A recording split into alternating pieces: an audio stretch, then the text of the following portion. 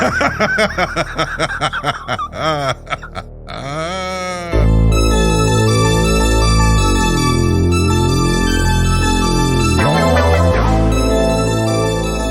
name is Jason. I am the last manager of the last video store in the universe, Binge Movies Home Video. But I'm not busy whipping the ever-living piss out of my workers here at Binge Movies tropical headquarters in sunny tropical Akron, Ohio. I am going to the movie theater, instantly reacting to them, or spending way too much time thinking about Albert Puin movies. So I saw Night Swim.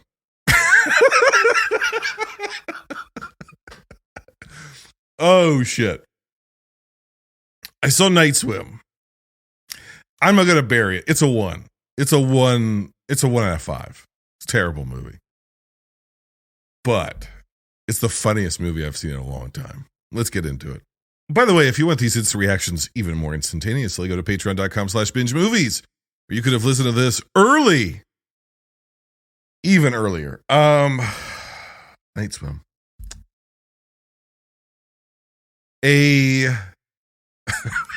What the fuck? Okay. Let's start with the pros. Okay, there's only 2. Well, maybe 3. Pro number 1. The movie opens in 1992. And as a kid from that era, and I'm sure this is true of kids today, but I remember going to camp or to a relative's house that had a pool and having a night swim. And suddenly the pool that you spent every summer in, all your summer days in, would suddenly become kind of eerie. And especially if everybody got out of the pool and you were kind of busy doing your own thing and you didn't really notice and you decided you were going to stay in, and then it got real quiet and you're out there and the crickets are chirping and the steam's coming off the pool and can't quite see underneath your feet. That's a creepy feeling. So to take that as a prompt and start that as your premise and try to capture that mood and that feeling, not a bad idea. I don't know that it lends itself to a feature-length film. My gut impression as I was watching the movie was this would probably make a pretty decent short or a pretty decent episode of Goosebumps or like Are You Afraid of the Dark or something like that. This is like 22 minutes at most. Like, because how much time can you spend in a pool, really, right? Like, if the pool is evil, then everything's got to revolve around the pool, and that wouldn't really make for a very good movie, even at the 98 minutes that this movie runs at. So the premise is fine. I think some of the water photography is really interesting. The way it kind of there's just like certain shots the camera's like half submerged. It's stuff that Cameron was doing 40 years ago. But there is something to the direction and cinematography of the movie that isn't entirely horrible. There are aspects of it that are actually very, very bad, but there's some stuff with the actual water that isn't digital that is really well done and really interesting. That being said, there's a visual tone to this movie that feels as if Russell Wyatt is the guest host, or Carrie Condon. One of them is the guest host on Saturday Night Live, and they've decided to do a parody of a Blumhouse film. Because they do this all the time. They do those digital shorts or whatever, where it's actually a backdoor commercial, which is it's SpawnCon, which is really despicable. But and they turn it into a complete the Cologuard one, right? Unleashing Me. They take something that seems like it could almost kind of be real, and they heighten it and heighten it and heighten it until it goes into like a horror movie. That's what this feels like. There's certain scenes and there's certain shots and there's certain line readings from Russell Wyatt that definitely feel like parody. And yet the movie wants to have this very earnest core to it. And yet it's reminiscent of a lot of the very, very bad American remakes of Asian horror movies that we got about almost 20 years ago now, which is scary to say. Like One Missed Call and stuff like that. So it's got like this, it's like trying to be serious, while at the same time feeling like parody, while at the same time being feeling almost like we stopped making bad movies like this. We make other types of bad movies now, but we don't make bad movies like this more. So it's a mess, man. It's a mess. All that combined is a very unsuccessful film. There were 10 people in my theater. 4 of them left. 10's being generous, by the way. That's my guess. 4 left. The rest of us laughed, which is highly unusual. I don't like to do that, but there's a couple line readings, and I won't spoil them for you. I laughed out loud. I guffawed out loud. It's the cut. It is a comedy cut. It is a shot of Russell Wyatt, and it is a line delivery. It's just this combination, this confluence of events that makes it very, very funny. And I couldn't believe it. It doesn't start off feeling so much like a parody. It starts off feeling like, okay, this is like a kind of a spooky premise, generic, horror movie kind of stuff. Like, this is probably just going to be kind of boring. And I don't know, maybe it's like the 20-minute mark. Maybe 30 minutes. Because, again, this movie's only 98 minutes long, I think. And it could have been 2 hours. I mean, it really drags. It really drags, especially at the beginning. So on the parody level, if you can laugh at it, I think it's a 4-star movie. If you want to be scared, it's a 1-star movie. If you want, it's. I just sat there and I'm like, what, 2 years ago, less than 2 years ago, Carrie Condon was in The Banshees of Inisherin. Right? Wasn't she nominated, or weren't people asking for her to be nominated? She has at least won a BAFTA in her life, right? Has to have. Nominated, maybe? The entire time, I didn't even recognize it was her. And the entire time, I'm sitting there thinking, okay, who is this woman who is very clearly not Rebecca Ferguson, but is kind of made to look like her?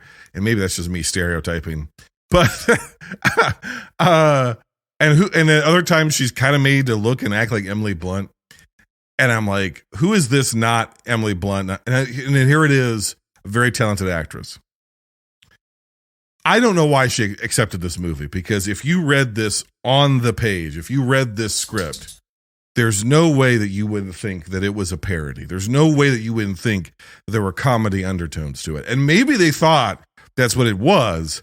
And I don't know. It's not quite like, what's that James Wan movie that came out a couple years ago with the thing in her head? It's not like that, where it's like giallo, but it's so heightened, it's ludicrous and goofy. It's ludicrous and goofy, but it's playing it straight. I would dare say this movie is borderline campy, but I don't think it knows that it is. If you're capable of laughing at a movie, this is the movie to go laugh at. If that doesn't sound like a good time to you, then it's a waste of time. Just skip it. Just absolutely skip it. It's a sort of movie where every character is kind of one thing. So that's one dimensional. Yeah, but it's cartoonishly one dimensional. Riot Russell plays a Major League Baseball player who develops symptoms for MS, and he's forced to retire, and he's in the early stages of it, but he can no longer play. And so he and his wife are looking to, now that his career in the league is done, looking to kind of settle down and find a place of their own, because they were so used to being traded and moving around all the time. He's got a teenage daughter who takes after him and is sort of athletic and talented, whatever. That's all we'll ever learn about her. Then there's a younger son who's kind of weak and not very athletic, although they present him as that. And then there's a scene where he's like trying out for the little league team and he's like completely fine. Like he's a solid hitter. So that just, it's that's the other thing that makes this movie so hilarious is it sets up all of these. Well, the girl's at school and she meets a guy who's the captain of the JV swim team, and then that kind of becomes her boyfriend, and then randomly they mention that he's a Christian. That has nothing to do with anything. He just after a certain point disappears out of the movie. Had nothing to do with anything. The weakling son really isn't a weakling because he can hit a baseball pretty well, So what the fuck? Like there's all of this, like I'm in my father's shadow and everybody loves my dad because he's this Major League Baseball player and all I want is my dad's attention, but I don't really have, that doesn't really go anywhere. It kind of ends up becoming, this is spoilers, but it kind of ends up becoming like the Amityville Horror, but it's with a swimming pool. And they constantly, like every scene of the movie, for at least 2/3 of this movie, they're in or around the pool. And they're constantly, every character, like the mom, Carrie Condon's character, she only exists to be the mom and to talk about giving birth to her children. And what it's like to be a mom and what it's like to be a wife. And they have these inane scenes where the characters, there's this one scene, okay, in particular, where Russell White is in the pool and she's in the pool and they seemingly have like a pretty good relationship and they're, whatever. And he's like, I know this is going to sound crazy, but I almost feel like I got sick for a reason. The implication being, because he's like, I never would have left the league had I not got diagnosed. The implication being, he's leading with this.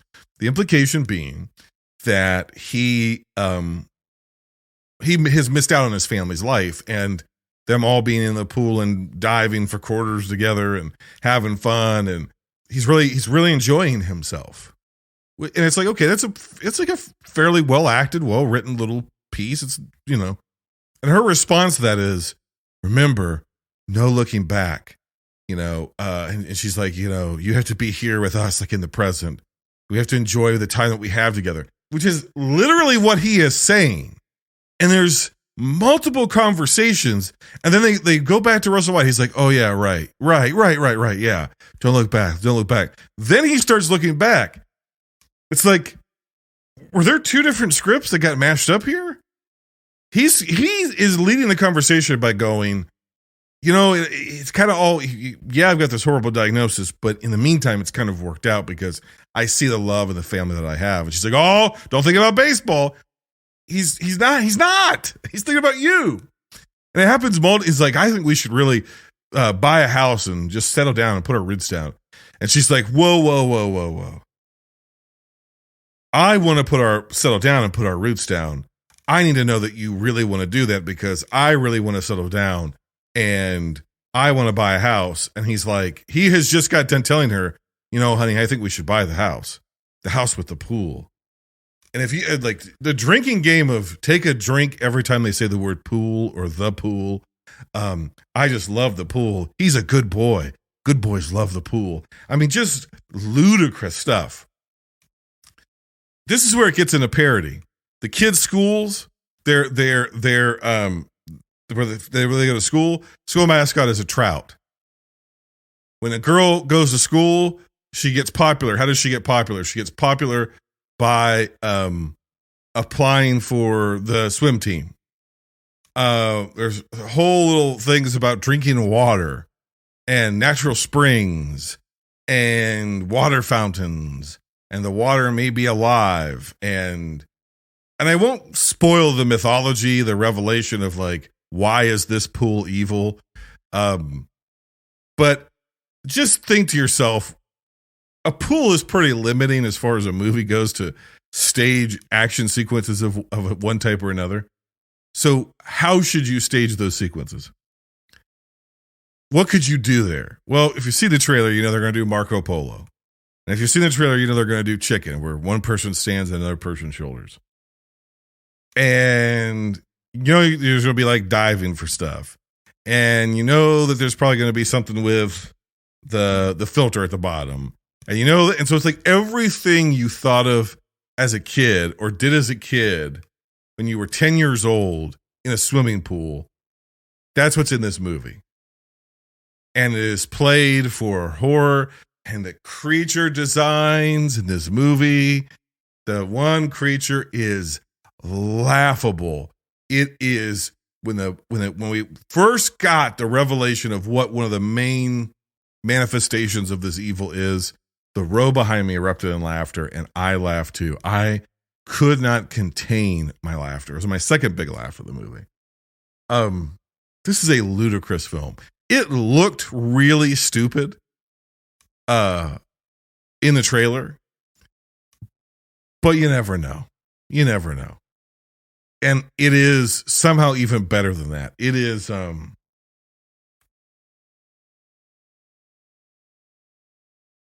I want to say it's everything I think I wanted Cocaine Bear to be.